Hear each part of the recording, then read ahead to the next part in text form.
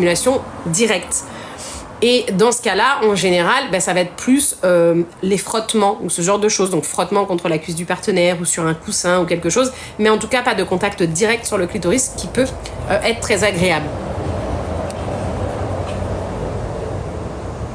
Et les préliminaires, encore une fois, c'est très important, mais c'est pas forcément que au début du rapport. On a tendance à stigmatiser le préliminaire sur le fait que c'est au début du rapport. Alors oui, bien sûr, c'est important parce que ça prépare le corps de la femme à la pénétration, ça fait monter le niveau d'excitation pour aider à avoir une meilleure lubrification, etc. Bien que la lubrification, encore une fois, elle n'est pas toujours corrélée au niveau d'excitation.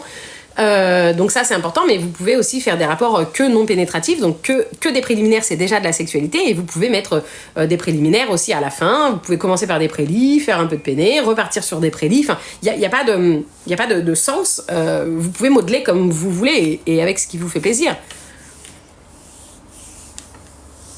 Bien sûr, Marc-Olivier, il faut prendre son temps.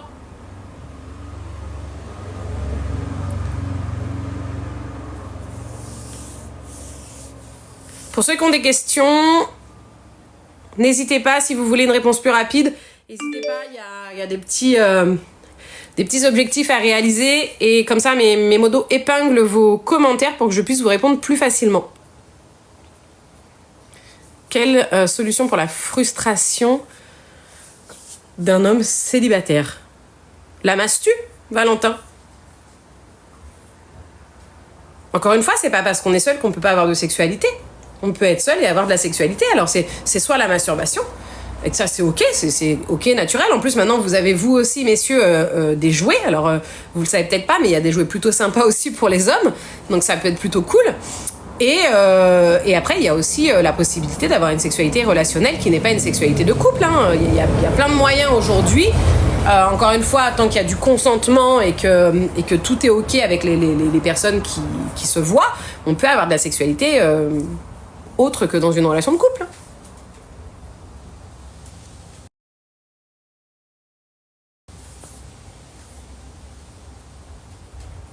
La douceur, c'est important pour lui donner confiance. Alors ça c'est très propre à chacun, Thomas. Il y a des femmes qui vont aimer beaucoup la douceur et des femmes qui vont aimer un peu moins de douceur, mais de ce qu'elle demande, d'être à l'écoute de son inconfort, d'être à l'écoute de ses envies, ça c'est prioritaire.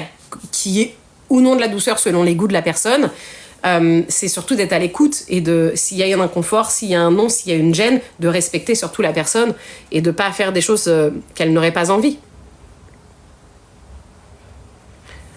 Coucou AA, depuis mon cancer j'ai vraiment une baisse de libido. Alors déjà AA, plein de force à toi, un gros cœur sur toi, plein de courage. Comment tu vas aujourd'hui? Est-ce que tu es toujours en processus de soins? Est-ce que tu es en rémission?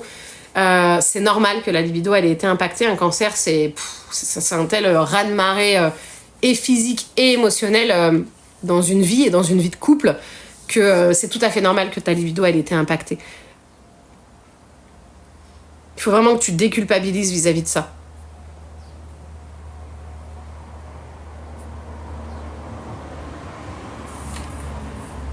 Ça peut être plein de choses. Queen Bee, ça peut être le stress. Est-ce que c'est comme ça depuis toujours ou pas? Coucou Cyril, ça va et toi? Mon ex était nymphomane, je ne le savais même pas, je l'ai appris. Nymphomane, alors, encore une fois, j'aime pas ce mot. Et deuxième chose, c'est plus un mot qui est utilisé. On va parce que nymphomane, ça sous-entend que c'était que les femmes, alors que l'hypersexualité ne touche pas que les femmes.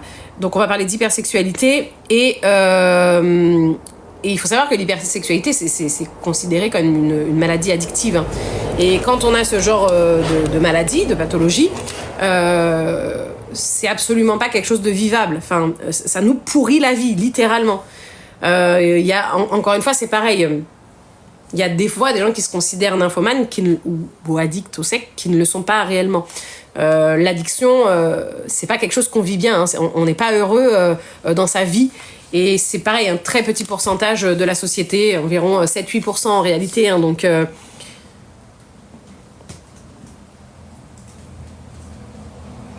et il faut savoir que l'hypersexualité est souvent induite, alors encore une fois pas toujours, hein, bien entendu, mais est souvent induite par des abus sexuels par exemple. Je suis en rémission. Mon chéri croit que je ne l'aime plus malgré que je le rassure. Ok, je comprends. Alors, c'est très certainement parce que sa manière à lui d'être aimé, comme beaucoup d'hommes, passe par la sexualité. Il est important qu'ils comprennent que ça n'a rien à voir. Moi, je vous invite vraiment à essayer de vous faire accompagner, soit par quelqu'un comme moi, sexothérapeute, pour pouvoir un peu reparler de tout ça, réexpliquer certaines choses, soit par un thérapeute de couple. Restez pas dans cette torpeur, parce que, et encore une fois, je l'ai vécu, je sais pas si tu as vu mes TikTok, mais malheureusement, le cancer peut vraiment mettre à rude épreuve les couples et parfois peut faire voler en éclats les couples. Mais, entre guillemets, pas pour de bonnes raisons. C'est parce qu'on est dans un moment où on est vulnérable, parce qu'on est dans un moment où on se comprend plus vraiment. Et je suis sûre vraiment que si vous vous faites accompagner, eh ben, vous pourrez repartir sur de bonnes bases, mieux comprendre les choses, réouvrir le dialogue. Et moi, j'ai choisi par exemple, parce que mon mari portait beaucoup trop sur ses épaules, et du coup il s'est oublié, de me faire accompagner moi, toute seule, par un psychologue.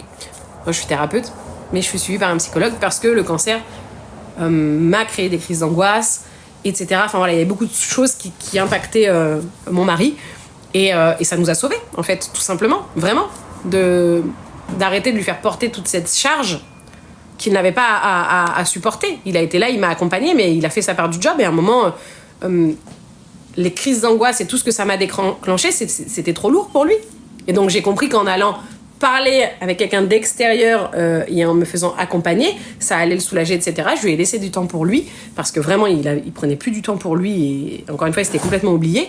Et aujourd'hui, c'est ça qui nous a sauvés. Donc moi, c'est vraiment le gros conseil que je peux te donner, c'est de ne pas rester, de ne pas attendre qu'il soit trop tard. Faites-vous aider maintenant, tu vois, tant qu'il est temps de pouvoir vous faire aider. Parce qu'après, ça va créer de la distance, même si tu essayes de rassurer ton partenaire, s'il se sent frustré, qu'il n'ose pas t'en parler, ça peut créer du conflit. Et après, ça peut créer de la distance. Quand la distance s'installe de plus en plus, ça peut être compliqué après de rattraper tout ça. Plus de libido alors qu'avant, tout allait bien. Pourquoi ? La libido, c'est pas figé. Encore une fois, la libido, elle évolue tout au long de la vie.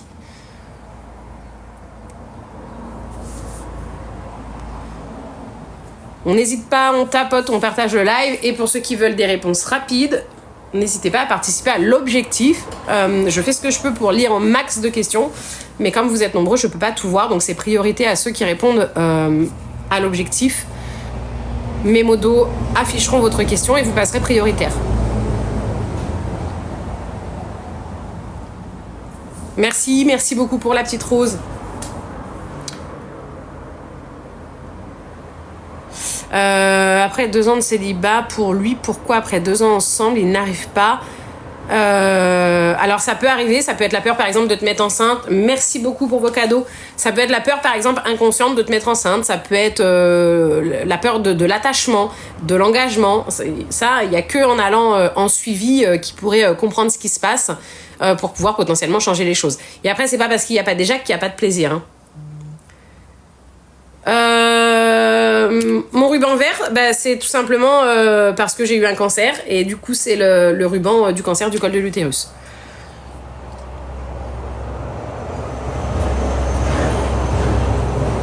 Après un double cancer chez ma mère, j'ai perdu ma libido et mon mec parce que je n'avais plus d'envie. Plein de courage à toi. Il faut aussi comprendre que les accompagnants du cancer, donc toi c'était ta maman, quand on est accompagnant de quelqu'un qui a un cancer, c'est aussi très compliqué parce qu'il y a beaucoup de stress, beaucoup d'inquiétude. Et encore une fois, toi, en tant qu'accompagnante, tu as dû potentiellement t'oublier parce que tu t'inquiétais peut-être beaucoup pour ta maman. Et du coup, tu as souhaité, je pense, être présente le plus possible pour ta maman. Mais du coup, tu as dû t'oublier, toi, en tant que femme, en tant que couple également, parce que tu as mis toute ton énergie. Tu t'es concentré complètement sur le bien-être de ta maman, je pense, j'imagine.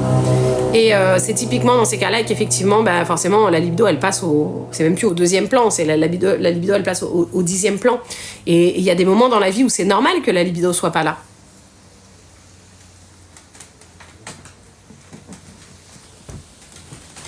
Est-ce que c'est un problème de ne pas faire l'amour? Ce n'est jamais un problème de ne pas faire l'amour. Encore une fois, boire et manger, c'est vital. Ne pas faire l'amour, ce n'est absolument pas vital. Il n'y a pas d'âge pour sa première fois. On peut faire sa première fois à 18 ans comme à 50 ans. Non, c'est absolument pas un problème. Pourquoi je n'ai pas de libido? Je peux pas te répondre. Le manque de libido est multifactoriel. Ça peut être lié à beaucoup de choses. C'est tout à fait ça. Merci beaucoup pour tes conseils. On s'aime fort et il a été très présent. Et de rien, j'espère vraiment du fond du cœur que vous allez pouvoir trouver une solution. Essayez de prendre aussi, c'est con, ça peut paraître très con, mais un petit peu de temps chacun pour vous, pour renouer avec vous ce que vous aimez faire, aussi en solo parce que c'est important. Tu vois, de souffler un coup et de prendre du temps pour vous en tant qu'individu et de vous retrouver avec vous-même. Et vraiment, du fond du cœur, si vous pouvez trouver quelqu'un pour vous accompagner, pour vous aider, faites-le parce que je sais que ce sera bénéfique. Et c'est ce que je dis souvent, c'est pas parce qu'on s'aime que le couple ne craint rien. On peut s'aimer beaucoup et pour autant s'étouffer, être maladroit et mener à une rupture parce que malgré les sentiments, on peut ne plus être épanoui et on peut ne plus être heureux. Donc, n'attendez pas qu'il soit trop tard. Plus d'envie, est-ce que cela signifie la fin de la relation? Non. Non. Encore une fois, c'est pas parce que vous avez plus d'envie aujourd'hui que vous aurez plus d'envie toujours. La libido n'est pas figée, la libido elle évolue, la libido elle peut être en dents de scie, elle peut être comme ça pendant des années et puis du jour au lendemain diminuer parce qu'il y a quelque chose qui s'est passé. Comme les conflits dans le couple, comme la perte de quelqu'un, comme une fatigue excessive. Juste 2 secondes les loulous.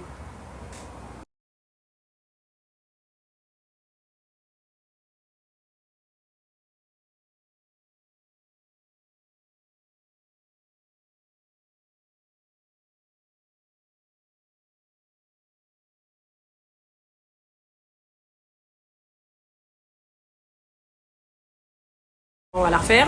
Il n'y a pas de réseau. Est-ce que tu m'entends, mon saga? Allez, reviens envers le réseau, là. Allez. Ça y est, je suis envers, donc je pense que mon saga, tu m'entends. Tu as tout à fait raison, mon saga, mais du coup, on ne trouve pas de ruban bicolore. Et en fait, cette couleur-là, uniquement, c'est les cancers gynécologiques. Et le bicolore blanc et vert pastel, comme ça, effectivement, c'est cancer du col. Mais comme c'est très difficile de trouver le ruban bicolore, et bien du coup, de toute façon, comme ça, c'est les cancers gynécologiques. J'ai gardé ce ruban-là.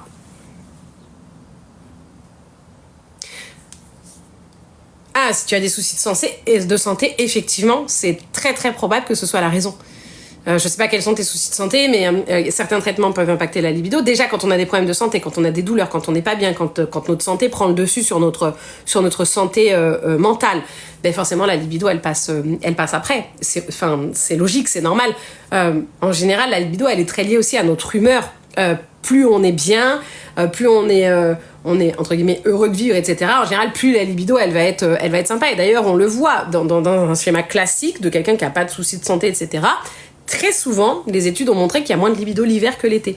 Pourquoi? Parce que l'hiver, déjà, il fait nuit tôt, on est souvent plus fatigué, alors que l'été, on est un peu plus décontracté, ce sont des longues journées, on